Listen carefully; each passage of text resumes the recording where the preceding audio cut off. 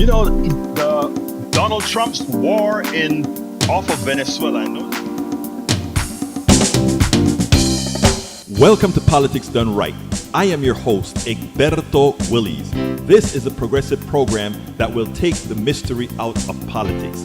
This is the program that will encourage you to make sure government becomes we the people.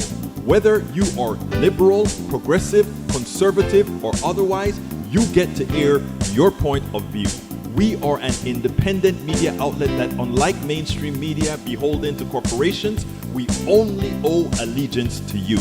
Remember, you can also send me a tweet at EGBERTOWILLIES. That is at Egberto Willies. Let us engage. It is Politics Done Right. Well, folks, welcome to one more edition of Politics Done Right. I'm Egberto Willies, your host. Thank you so kindly for being a part of the show. We are going to have a great show for you today. Actually, I really have a lot to talk about today. Welcome aboard, Michael Rudden from Brooklyn, New York. How you doing, Michael? Great to see you. I'm going to try that video. I think I found the problem, and it was I switched out sound cards. Well, actually, it wasn't the sound card that I switched out. I switched out my double screen driver, and in the process, it created empty slot, and the data was going to the channel was going to the wrong place. Some crazy stuff, and I think I got that solved. Anyway, we got a great show for everybody today. We also have in the house El Senor Patrick Mackner. How you doing, Patrick? Great to have you here. And of course, Paul Fleming from Georgia. Patrick is from Houston. And we have La Preciosa, La Hermosa, Yvette Avery Herod from Atlanta, Georgia. In the house, we got Dale Juni, Lynette, Jenny G. How you doing, guys? Beverly Meadows. Lynette says, I saw your name pop up as Stadium. That is how I knew you were on. And Wilfred E. Baptiste Jr. is in the house with us as well. If I forgot you or if you didn't put your city, state, all that good stuff, let me know and I'll call you out. Lee Grant from Montgomery County is here. Lee Grant, I was in your part of town this weekend. I gave a speech. We're going to turn Montgomery County blue. Progressivity to Montgomery County is coming, brother. We are going to flip Montgomery County because Republicans are showing the colors that's going to affect all those good Republicans living in Montgomery County. We're going to flip Montgomery County, and your representative will be Laura Jones. Get ready for Laura Jones, my brother. I hope you're ready for Laura Jones. Great lady. She'll be a good representative for you. All right, Lisa Blair, Atlanta, Georgia. How you doing, Lisa? Eric Hayes from Atascocita, Kingwood is in the house. Michael Rudden, let's go ahead and see if I was successful. I think I was in getting the right thing to the screen without it recycling, or actually what was happening. Wait. Stop. What was happening is we were getting a loop back. So let's see if I solved it. If I solved it, A+. Hey, I tell you what, if I solve it, everybody go get a paid membership, man. Let's do that. Here we go. Para ver, ahora. I am racist. At Schwabenon, Wisconsin, up around Green Bay, this employee here at this Cinnabon wants you to know that she is a racist. She wants the whole world to know. She'll tell you, so let's help her out. I am racist, and I'll say that to the whole entire world. What's wrong with you? What the fuck is wrong with you? You spoke out of my face. Talking about ugliness? Did I stutter? You think your body makes you a better person? Are you recording? I'm gonna record you. Yes. Do you want me to throw water on you or something? I would get the face with your You recording. better. Fuck out here. No, I am I'm not. racist, and I'll say that to the whole entire world. Don't be disrespectful. You ruined your life, by the way. Oh, talking about I- you talking about respect? You talking about respect? You are fired from this place, motherfucker. Be working here. Just hiding your fucking No, we're face not. for No, what? we're not. No, we're not. Because you know damn well you're a That's fucking respect. evil That's fuck. respect.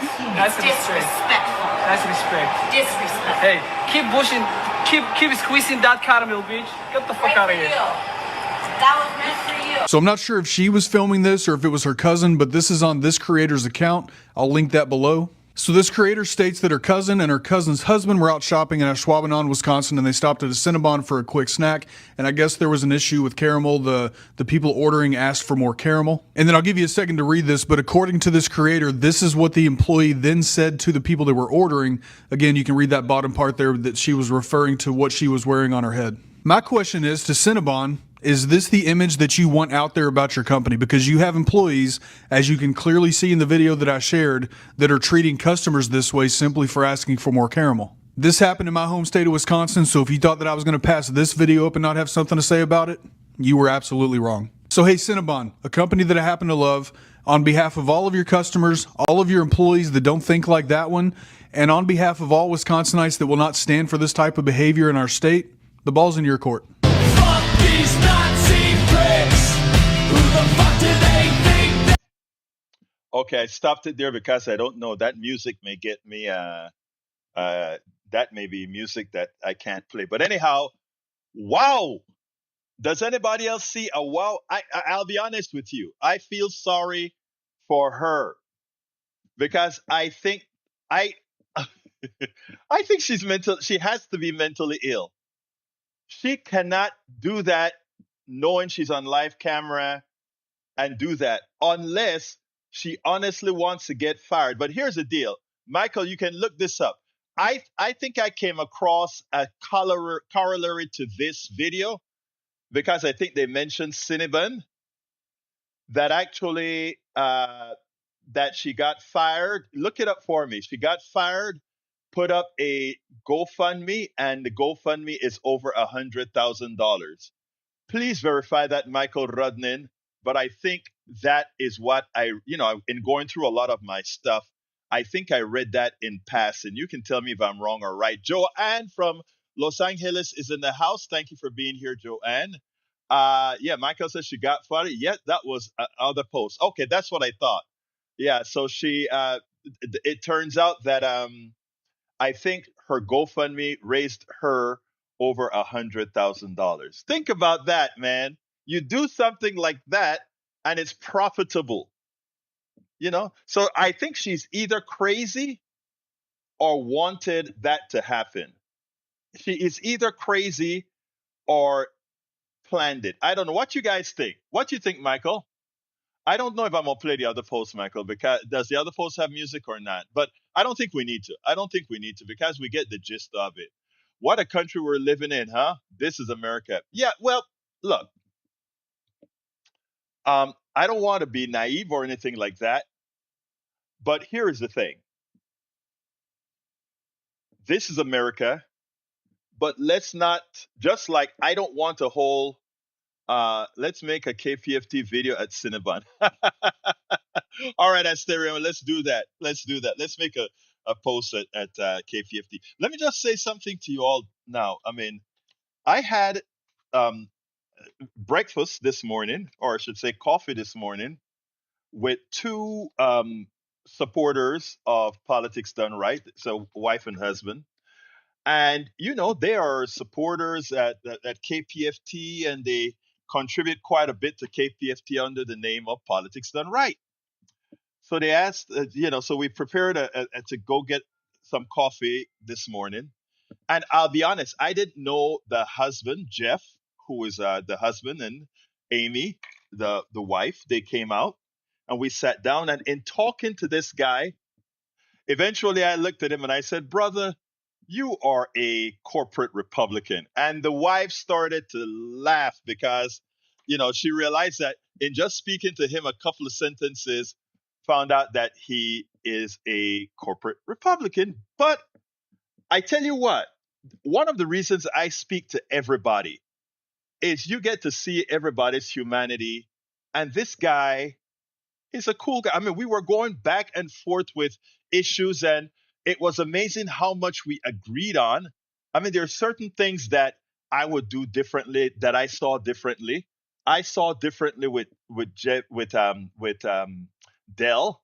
I think in a lot of ways he tried to see Dell through his own eyes. What I mean by that is this guy, like I said, is a good guy. He is a good guy.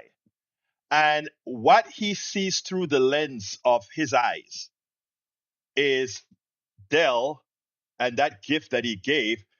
He tried to turn that into a positive.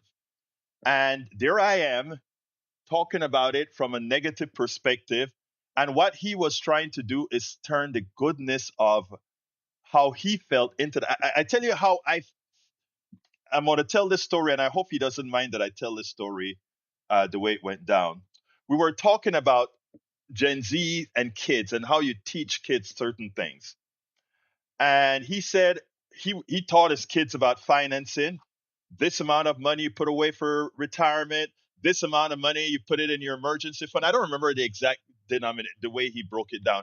And then this is the amount of money that you keep to give to other people if there are if people are having a hard time, etc. And we are just talking about how you educate kids, right? And when he mentioned that, I immediately stopped him and I pointed out that is the reason you feel a lot of the ways you feel, because you are looking at others through your own eyes, through your own benevolence of the way you see things. And I think he stepped back and I think, I have to ask him the next time we meet or something. I think he looked back at it and says, "Oh, yeah, maybe I am looking at all these other folks that maybe have this proclivity, conservative proclivity like he has through those lens." And those are the kinds of things that we have to talk about, right? Like I told him, I make sure to keep myself open to all ideas from all sides, without compromising one's values. And I think everybody should be doing that. But I just have to say that I really enjoyed the conversation. His wife is a progressive. He is a fairly conservative guy. But the fact that he can open his eyes to other perspective, I think is so very important. And I commend the guy for that.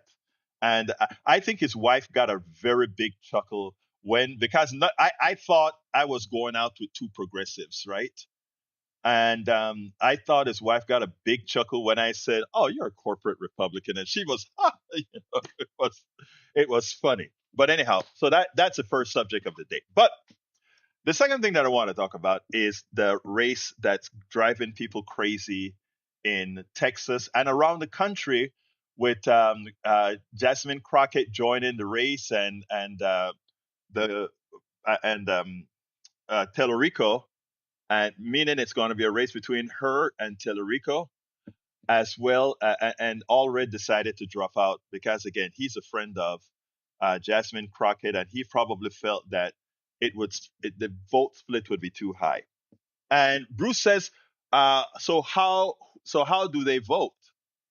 Well, he did not vote for Trump. He made sure to tell me that.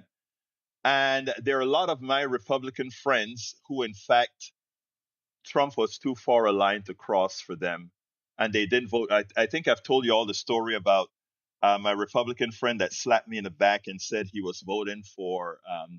I was going to like him because he's voting for my guy, but he was no damn Republican. So that's the thing. Now, when it comes to the vote on Crockett, I don't want Texans to go ahead and start getting concerned. A lot of Texans are like, well, I think Crockett shouldn't get into the race, which is something that I, I'll tell you what my personal opinion was in the beginning. My personal opinion was Tellerico, Allred. I thought in the long run, Tellerico made a better candidate than Allred, because I think that Tellerico had the ability to reach certain people, not by becoming Republican light.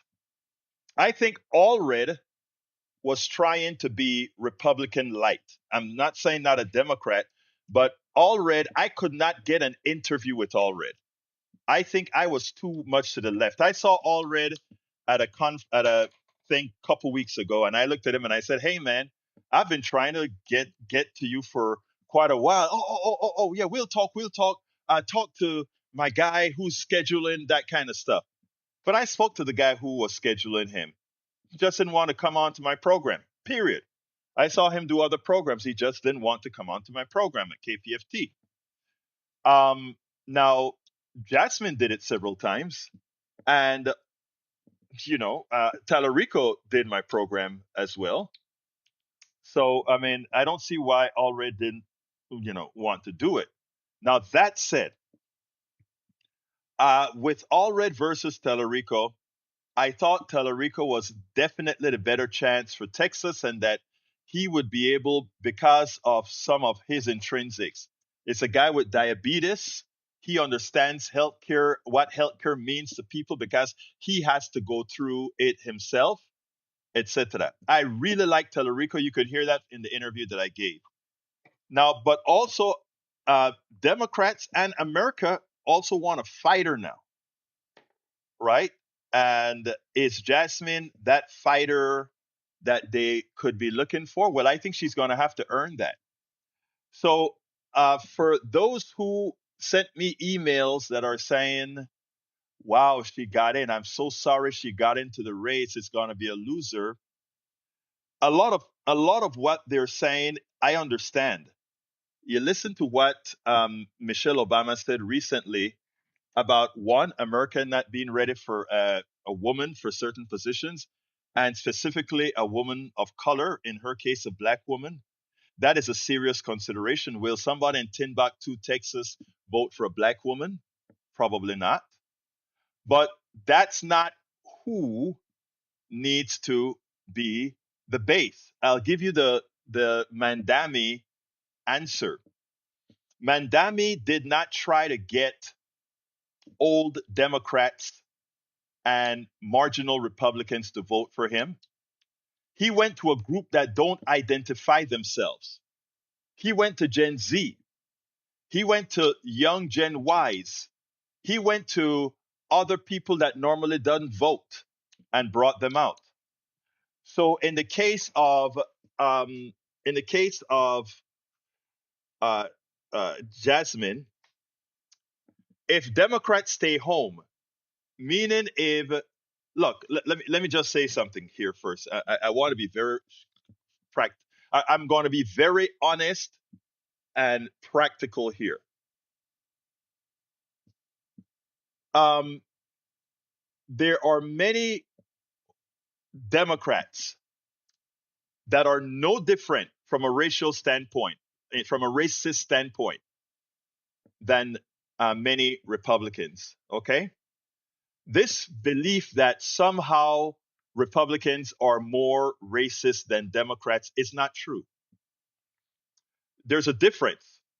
Democrats, by not law, what's the word that I want to use? By ideology, tries to do something about it on a party level, on a national level.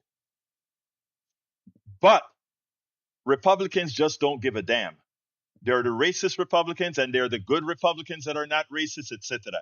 But when it comes to how people think, and like I tell you, I work with a lot of people, Republicans and Democrats alike. Republicans and Democrats alike. Let me answer you, Michael. Michael says, Egberto, on the balance, Republicans are way more racist than Democrats, but that's not to say Democrats have no racists among us. I disagree with you on that one strongly, Michael. And I'm going to tell you the same thing I told that Republican friend this morning. You are looking through your own eyes. Okay? You are looking through your eyes. You are a damn good person. You're a damn good white person, Michael Rudnin. And you are assuming that all good white progressive Democrats are like you. And unfortunately, that is not the case. That is not the case. I find, and I'm just telling you from all the people that I engage with a lot, you there are just some people that are racist and some that are not, and party affiliation isn't probative. That's what I've noticed. Party affiliation is not probative. You can go to on Sunday. I'll be going to the Democratic CEC meetings, and that will be the case. I hear you about the Pew Research and so forth. I'm with you on what those things are going to say, Michael. I'm talking on a personal level. When you go to it on a personal level, a lot of eyes get opened. A lot of eyes get opened. But anyway, we can. That's one thing. 6 of one, half dozen of the other. So baseline on Crockett. I want to give Jasmine Crockett a chance. So let me tell you what I hope Jasmine does, because this is what she said that pretty much told me we better see what pans out. She said, "I am not going to try to run as a Republican light." She also said, "I'm not going to compromise my values because my values are in fact the values of most Texans, irrespective. Again, her values are Texans' values, all Texans' values." And she said she expects to win. She did some polling actually. She expects, and I want to see if I can get an interview with her. It's going to be hard now that she's made it official and everybody wants to talk to her. So little PDR, I don't know how. Probably going to take us a long time to get it. But the next thing that she said is that she intends to win at least 10% of MAGA, which, given the result that Danny had, I think is a very big possibility. Because even as I go to Montgomery County and see the ills that are going on out there, uh, I think that those things are it. Paul Fleming agrees with you, Michael, about the is right about the old Democrats. He says we can have a whole show on that some other time. But I hear you, brothers. I hear you. I hear you. I hear you. So I say I want to see how the first few months play out. I want to see how the first few months play out, and then we'll take it from there. Don says Republicans talk about how bad the government is supposed to be, but won't lift a finger to make it better. They literally advocate to destroy it. Yeah, they don't. They don't. They want government to be very bad, Don, so that they can actually bring the private sector into government, because that is their belief. They want to eliminate government and just bring in the private sector. That is the ultimate goal of republicanism. Make government as bad as possible. Bruce says Trump is not a Republican. We need a new acronym for him. Maybe MAGA. Yeah, Trump is MAGA. You're correct, Bruce. Bruce Follard. You're absolutely correct. All right. So that's where I stand with um, Jasmine Crockett. I want to see. Somebody said something that they had an issue with Talarico. What is that issue? Let me see if I can find that comment, because I wanted to read that comment out. Now I may have lost it. Let's see if I can find it. Talarico. Fact check a Fox News host so brutally on a partisan gerrymander. I saw that a while back. Let's see. Talarico. Uh, Eric says Talarico is more realistic and moderate. That just shows you how much you read. Talarico is not moderate at all. Talarico is a true progressive. He's not moderate. He's a true progressive. In fact, Talarico may be in certain policies a bit more progressive than uh, Jasmine Crockett. So be careful with what you call moderate. You are simply seeing, and knowing you, it seems to me like this is what you're doing. Black woman more progressive than white guy from Texas with no, no, no, no, no. Talarico is a good guy and a very progressive guy. So now you have it all wrong there. All right, let's see what else we got. Patrick says, my concern is I think Talarico takes money from Miriam Al. Oh, really? I hope you're wrong about that, Patrick. Please research that. That will throw me off his bandwagon rather quickly if that's true.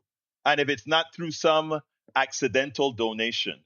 Because a lot of times people do that so that they can write an email and they can write a news report and says, hey, look, Tallarico is taking money from the Adelsons. So please verify that and let's go a little bit deeper into that. Hirut Kidain Miriam, welcome aboard. She said it's not true. I think that's what she's talking about. Anyway, let's go to our first video. And this one has to do with, I want to start, let's see, I think I want to start the one with Venezuela, if I can get it going. I think, let me see if that's the one with Venezuela that I want to start with, because, yeah, this one with Venezuela. Let's start with the one with Venezuela, and then we'll continue thereafter. Let's go ahead and do that. And then we'll be right back. The Donald Trump's war off of Venezuela. And notice I'm calling it a war off Venezuela because I think he would like people to believe that. Not that I necessarily think he's going to go in, because again, like I pointed out on my program this morning at KPFT, I think going into Venezuela would make Vietnam look like a joke. Because again, Latin Americans and people with the Bolivarian Revolution are not going to be quite happy if we start to get boots on the ground. And if he tries a bombing operation, there's going to be hell to be paid in Venezuela. But again, for those who are buying the crap that the Trump administration is pointing out as to why they're down there, I want you to listen to David from The Atlantic and listen to what he has to say about the results of what Trump is doing down below. What is turning out to be what again? A colossal mistake. Check this out, and then we'll take it on the other side. I imagine that most Americans would say if the Trump administration were successfully keeping drugs off American shores, even if they're using rough methods, even if they're breaking laws, maybe that's a price worth paying to keep drugs away from American shores. So I think it needs to be pounded home what a colossal failure and farce this policy is, and how completely irrelevant it is to any real American drug problem, and how much this is all about the TV cameras. Prices have been up during the Trump years. There's one price Donald Trump has successfully brought down, and that is the price of cocaine. The Wall Street Journal reports in September that cocaine prices have fallen dramatically in this year, 2025. If an interdiction, interdiction is a policy, there's a very easy measure to tell whether it's working. If you're successfully interdicting drugs, the price goes up. If you're not successfully interdicting drugs, the price goes down. And the price has been going down, down, down. And why is it going down? Because there's a huge increase in cocaine production in Colombia, a country that used to be a close ally of the United States, but that Donald Trump has alienated. Donald Trump sent people back in chains to Colombia. He's threatened sanctions. He's threatened military action against Colombia. Colombia has a president who's a little difficult to deal with, no question. But this former ally has been pushed away, so they're not cooperating. And most of the cocaine that comes from Colombia to the United States goes through Ecuador, up the Pacific coast, bypassing the Caribbean entirely. That's not to say that no cocaine comes through the Caribbean. Some does. But if you were serious about this problem, you would cooperate with Colombia. There's going to be a new president next year who will be easier to deal with. Cooperate with Colombia, crack down on production in Colombia, and monitor the Pacific coastline of South America and the United States. This is a show for TV cameras. And Hegseth, who produced the show, he should be. This whole question of who gave the orders. His name's on. He's in charge. He's always strutting about and doing these performances about what a commanding figure he is. And then when there's trouble, he doesn't know how long he spent. He doesn't know what he did. All he knows is it's somebody else's fault. What a punk. So yes, big and pompous El Señor Hegseth is going to create lethality in the middle of the ocean. But when he's now concerned about possibility of being held as a war criminal, he detracts, he falls back, he's scared. But again, it's about the policy.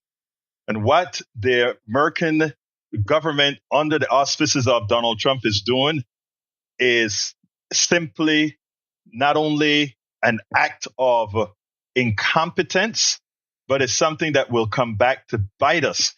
We're wasting so much money. God knows how many billions of dollars it costs to keep that carrier there to keep those operations going, to killing those people that ultimately are going to come to court and win, as we realize that we've not killed a lot of narco terrorists, whatever they want to call them, but that we've killed quite a few innocent people. And you know what? In the long run, we're going to pay for that. Now, God forbid that these other countries start looking at the United States and their exportation of weapons of war to their countries. Because remember, these weapons are made many a times by Americans. What happens when they start to follow the same policies that we follow, to interject that which is coming from outside to harm us? If Donald Trump really wanted to solve a drug problem, they would make America more livable. They will ensure that people won't solve their pain by covering it with drugs, alcohol, and other controlled substances. It is not a supply problem. It's a demand problem. And the demand is there because we have a country where people are in pain. That's the issue. We got a country where people are in pain, and that's the reason we have this drug problem. And Anthony LaFranco is absolutely right that the drug war has always been a failure. It has never, ever, ever made any sense. Welcome aboard, Laura. How are you doing? Great to see you here. Anyway, look, this is pathetic. While I was listening to that video, I wanted to just see what the state of the GoFundMe for the two different groups are, and it tells you a nasty thing about America. So far, the GoFundMe for the Cinnabon racist has raised the GoFundMe has raised over $118,000. They now up the amount they're trying to raise to $271,000. I for those who give to that GoFundMe, what is the purpose? How are they justifying giving money to somebody who just go ahead and say, I am a racist, I hate all the people. Da, da, da, da, da, da, da. What is the justification that you can give yourself when you give somebody like that money? But here's the more pathetic part about it, right? The people who, the couple who was harmed by the slur, if you will, they put up a GoFundMe as well. Now I don't know why they both put up GoFundMe, right? But they both put up GoFundMe, and that other person, right, has collected $6,600. $118,000 for the person, for the attacker, $6,600 for the person that made the thing. I just find it sad. I just find it sad. Um, wow. You know, when you sit back and think about that, $118,000 compensation for that. You know what? I tell you something, guys. Let me just go on a little soliloquy here. Very often, when people of color talk about society still having a large degree of racism in it, so often people, oh no, that's not true. We have these things happen here and there all of the times. And then we also have in the money space, in the capital space, there are these betting websites that normally tells people who's likely to win an election and what do people really think, etc. And those betting sites in general are pretty good because, as they say, people would put their hard-earned dollars on better research stuff. And so that kind of tells you where things are. So if I were to analyze what it means that $118,000 was easily raised by a woman who says, I'm a racist, gets fired and gets that. And the person who wear the hijab get $6,000. I would say that the people with money in this country, maybe it tells a story. Maybe it tells a story. We should all think about that. Maybe it tells a story, and it's not too good of a story, right? All right, I got one more video that I need to play. This one is on the healthcare issue, and then we can finish with our chat. Let's go ahead and play that video. I mean, that just hit me. I mean, that really just hit me. You try to be positive, and you try to hope that some people, I know it's not the majority, but I know it's sufficient. It's enough people to make a difference. But my God, as Patrick says, people want to normalize hate speech. Many Americans love to hate. You should have, if you're going to hate, you should have something that is worthy of hate. Not just people, not just pigmentation, not just. It's a shame. Anyway, let me go ahead and play the other video. That is so probative. Let's play the other video. Republicans had over 15 years to come up with a viable alternative to the Affordable Care Act. And my God, there were so many viable alternatives to the Affordable Care Act. Medicare for all kinds of realities to make healthcare cheaper. But did they do it? No. Why didn't they do it? Because that's not in their venue. They don't believe government should do anything for healthcare, anything for social programs. All they believe in is a corporate state where corporations are the ones that sell you everything. Toll roads, healthcare. You simply, if you have the money, you get it. If you don't, forget it. If you want good roads, you can pay for it on a toll. Otherwise, forget it. You want good bus fares, bus rides. If you can afford it, fine. Otherwise, forget it. If you want to eat, forget it.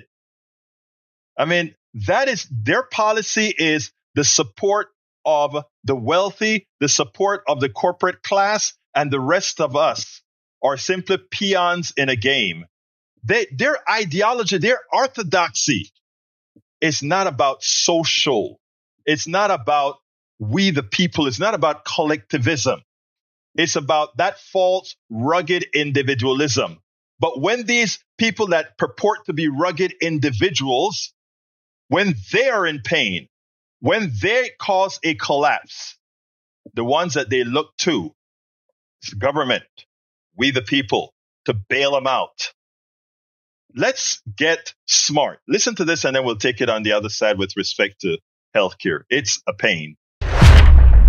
How big of a problem would it be for your party if you do not come up with a plan for health care? Well, I mean, I just don't know how Republicans would explain that to 24 million Americans whose premiums are going to double. I mean, that includes 500,000 in the state of Missouri. It's a lot of people. And I don't think they'll want to hear talk about, no Republican has ever voted for this, that, and the other thing. They're not going to care. All they're going to care about is that they can't afford their premiums, which means they'll probably just drop their health insurance. I mean, my view is, Manu, health insurance is already too expensive, and the idea that it would go up by 50 or 100 or 150%, I mean, I'm not willing to sit back and roll the dice on that. So we need to do something. Good to be with you. I'm Katie Tur. The Affordable Care Act has been law for 15 years. And for 15 years, the Republican Party has been promising to repeal and replace it. But for that same 15 years, we've seen a whole lot of calls for repeal, but no replacement. Could that change? Senator Josh Hawley wants it to, but can they do it in 2.5 weeks? Because after the first of the year, ACA subsidies expire and millions of Americans are going to get the bill. So the health insurance marketplace just opened today here in Oklahoma. And I just went and looked up my current plan.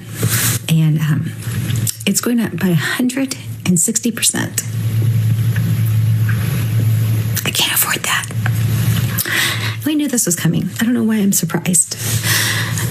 It was just shocking to see it in black and white. 160%. So I knew this was very likely, but I'm not going to have health care next year. I'm 57. I'm healthy, but all I can afford is the catastrophic care.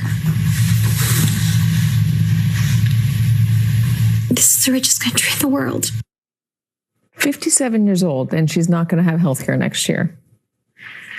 The Senate's holding a vote on a Democratic plan to extend those subsidies on Thursday. We talked about it with Senator John Fetterman a moment ago. He says it's likely DOA. So does everybody else. As the Senate Majority Leader, John Thune, called it nothing but a political messaging effort. Democrats might be behind it, but Republicans won't be, which means Republicans have the onus to come up with an alternate proposal, and they've got to do it quick, which would be hard in the best of circumstances when everyone agreed. But these are not the best of circumstances. And this is not a party where everyone agrees on health care, the Republicans, that is. Moderates might be cool with extending a tweaked version of subsidies, but conservatives in the Republican Party are not. They'd rather do something more like spending accounts, the ones that would be willing to do anything at all, which means a passable bill, and one that could get passed quickly, is going to be tough, leaving some Republicans, as the Wall Street Journal is putting it today, in a panic about the political consequences, especially for the midterms. Earlier this month, the Kaiser Family Foundation released a poll that showed that 72% of MAGA Republicans who use the ACA want to see those subsidies extended. 75% of non-MAGA Republicans agree. That would include Daniel Rhodes. He is a Republican who runs a small landscaping business near West Monroe, Louisiana, that is in the district of House Speaker Mike Johnson. He supports Speaker Mike Johnson on everything except health care and the ACA subsidies. Here is what he told NPR this morning. There's a lot of people who won't be able to eat that big of a change overnight. I mean, I don't know how people can. This was a big one that I really just took the opposite side of the fence and said, like, look, this is a crazy hill to die on, to say we're going to lock up the budget over healthcare subsidies. Like, man, pick any other thing. So again, Republicans had 15 years plus since the inception of the Affordable Care Act to act. They had over 15 years to act. And to this day, the best they have come up with is in the outlines of a plan or whatever it was that Donald Trump called it. That ain't no plan. The reality is there is a plan out there. It's been written for decades now, and it's called Medicare for All. That is the only solution that we have to the healthcare problem right now. The problem is too many of the healthcare companies are given to both Republicans and Democrats alike to ensure that this failed healthcare system is maintained. It is something that has to be solved at the grassroots level. It is something that we have got to decide to do something about it. Unless we show by electing those people who have made a commitment to Medicare for All, by putting them into office, this will never be realized. So it's all, again, up to us all. It's absolutely up to us all. But, you know, there is a TikTok that I want to play that I saw that really got to me. I said, oh, my God, I really need to play that one. Let me go ahead. I think I have the time to play it right now. If I can get to it, that is. You know how it is. Vamos a ver si lo puedo encontrar.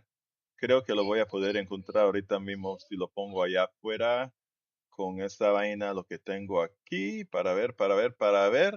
Aquí está. I want you guys to listen to this one. There are two of them, but the first one, let's go ahead and listen to it, and then we'll take it on the other side.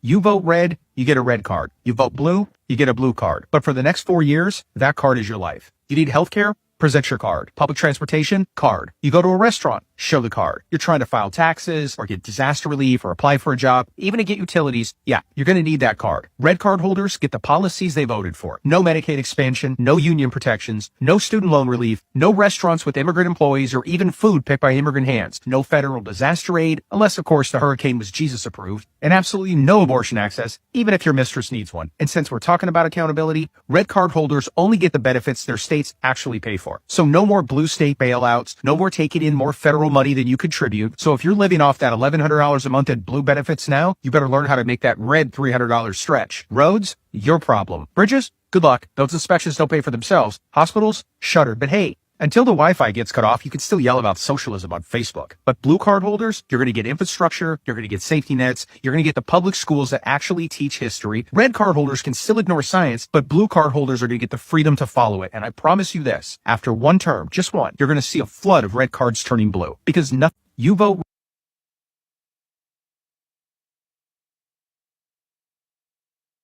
That is so true. When they finally find out what it's like to really live their policies, that is what going to wake a lot of people up. You see how MAGA is waking up to loving ACA? ACA support is at a all-time high right now. You know why? Because they realize that what they thought Obamacare was, and look, I'm not an Obamacare fan. Let's be clear here. I'm a Medicare for All fan. But Obamacare was the next best thing that you can get in a capitalist market because the capitalists wanted private insurance still to stay alive. Okay? There's no reason for private health insurance. They provide no service whatsoever. Their only service is to their shareholders to manage risk, to ensure that their shareholders get a profit. That's the only, absolutely only purpose of a private insurance company. Anybody wants to argue that? Please feel free to do so. There is absolutely no purpose for a private insurance company other than to split the market to make a profit for a bunch of folks. Anybody wants to discuss that? I'm ready to do so. All right. The other video that I want to show you is just a remembrance. A remembrance. Let's remember this because this is so damn very important. And here we go again. If we Republicans choose Donald Trump as our nominee, the prospects for a safe and prosperous future are greatly diminished. Let me explain why I say that. First, on the economy. If Donald Trump's plans were ever implemented, the country would sink into prolonged recession. A few examples. His proposed 35% tariff-like penalties would instigate a trade war, and that would raise prices for consumers, kill our export jobs, and lead entrepreneurs and businesses of all stripes to flee America. His tax plan, in combination with his refusal to reform entitlements and to honestly address spending, would balloon the deficit and the national debt. So even though Donald Trump has offered very few specific economic plans, what little he has said is enough to know that he would be very bad for American workers and for American families. But you say, wait. Isn't he a huge business success? Doesn't he know what he's talking about? No, he isn't. And no, he doesn't.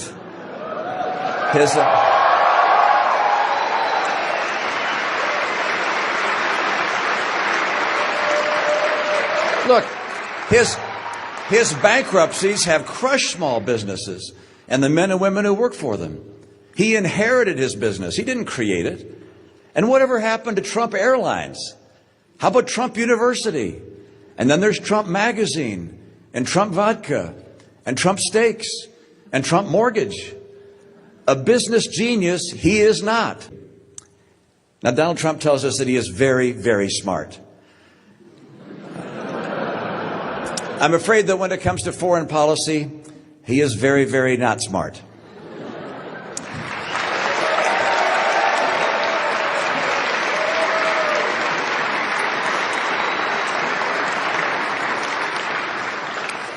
Now, I'm far from the first to conclude that Donald Trump lacks the temperament to be president. After all, this is an individual who mocked a disabled reporter, who attributed a reporter's questions to her menstrual cycle, who mocked a brilliant rival who happened to be a woman due to her appearance, who bragged about his marital affairs, and who laces his public speeches with vulgarity. Donald Trump says he admires Vladimir Putin. At the same time, he's called George W. Bush a liar. That is a twisted example of evil trumping good.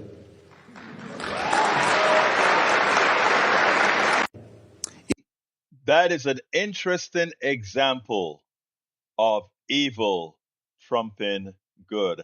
And notice it has the word Trump in it. And you notice a little smirk on his face because he knew what he was doing. Anyway, folks, I think that's all that I have for you today. I think we done about 5 minutes early. Please use this time to give me a call. Anybody disagrees with anything that I had to say, put it in a chat. I'll read it. Or give me a call, 281-823-7747. If I'm lucky enough, Le Danube is going to put the number in the chat for us, right? Le Danube. Oh, I knew it was covered. I can always count on my peeps. You guys are wonderful. I have the best audience in the world, bar none. There you go. The number is 281 823-7747. Como dije, mi audiencia es el mejor en el mundo. El mejor en el mundo. It was planned the way. Stinging Riders. All right. We also have Lynette says, I want everyone to have a safe place to live and enough food to eat. Absolutely so. We all do. Bruce Pollard says, a good show, my bro of a different name. Hey, you know, you are my big brother. You know, I love you, Bruce. Right here. Let's see. Do you lie? It says, for your information, we agree. We just do not agree with approach. Do you lie? Thank you for that. Coming from you, I appreciate that. All right. Anthony Lofranco says, I only have bad stuff to say. Anthony, if you need to get your bad stuff off of your chest, that's why we have what we call the PDR posse. That's all of us here, man. This is the PDR posse, right? And the good thing about let me tell you what I told my brother today, my Republican brother that I went out to have some coffee with this morning, that I didn't know was a Republican until I listened to him for a few sentences, right? Uh, uh, my I said what is the word that I lost where I was going. See, I lost my mind, but I know it was about PDR posse. I told him when I was out there in DC taking care of my daughter after her second stroke. I was out in I had to leave and go to DC for 10 months, right? So I was in DC for 10 months, left all of this equipment here, had to go there and create a mobile station in DC to do the program from there. My PDR posse is so good that I went ahead and I said, you know what? I need to build this studio with a machine that can handle this laptop smart slow setup. The PDR posse built that studio that was in a 4x4 area. 4 feet, 4 feet.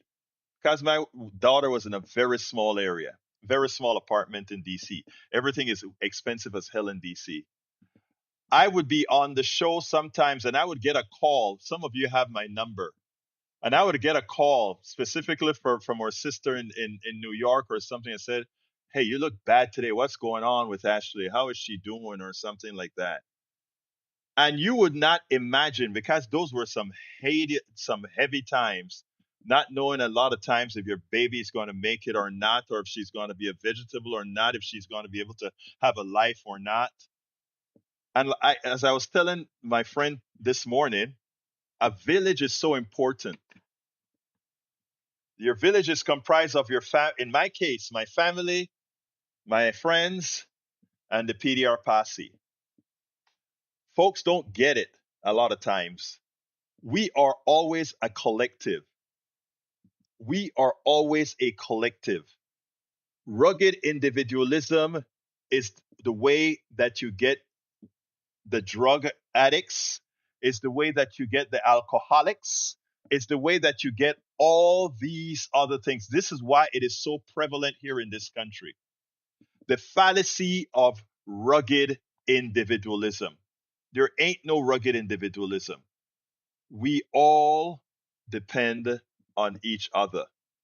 Even those preaching rugged individualism like to be rugged individualists when they have money, when they have the platform, but when they're in trouble, they always come to solve it through the collective, all of us. We solved the crisis in 80, when was it? 80, the first crash that I can remember, I think was 89. We are the ones that people solve it. We solved the crash in 2008. We solved Donald Trump's screw up with the pandemic. None of that was done by rugged individualism. All of that was done otherwise. And I would love for Eric just says, pull yourself up by bootstraps if you have some. People don't realize that was a joke when they made that statement. Nobody can pull themselves up for the bootstraps. You can't. It's physically impossible. It's physically impossible. But we use that phrase all the time. Miss Morney, I finally found out Miss Morney was female. I think it's female. Says, you hit the nail on the head, Egberto. Muchísimas gracias, corazón. Muchísimas gracias. Hey, E2247, I miss your messages today. Give me your final message that I need to read out today, E2247. I always love having you because you keep me on my toes with regards to Gaza and Israel. So before I close out today, I'm going to wait for your last message, E2247. If it comes in a minute, I'm going to wait for whatever last message you want me to read out. In the meantime, Don says, we need to repeal all the financial deregulation and legislation from the Reagan era and restore all the socioeconomic policies from the 30s all the way to the 80s that brought almost 66% of the population to middle class status. Let's give it a very big hand.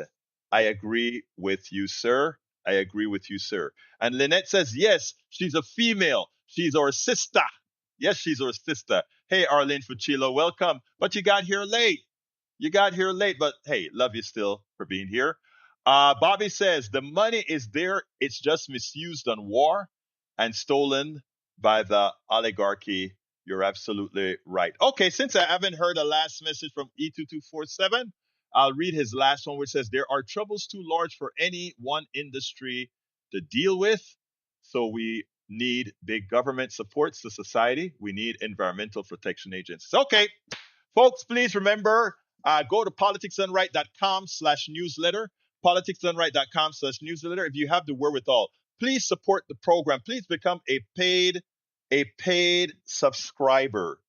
That is how I can continue to do this. That's how I meet people. That's how I talk to people. That's how I write. That's how I do all these things to make sure that I do my small part to move us into a better place. I do my small part. We all do our small parts. Please consider becoming a paid subscriber by going to politicsdoneright.com/newsletter. You can write me directly at info@politicsdoneright.com, info@politicsdoneright.com. Likewise, and thank you for that, Do You Lie? And likewise, you can, I gave you my email, I gave you the newsletter, all that good stuff. I'm going to start back having our private sessions maybe in a week or two. I can't tell you how busy I am, extraordinarily busy. Anyway, love you all. My name is Egberto Willies. This is Politics Done Right. And you guys know how I end this, baby. I am what? Out!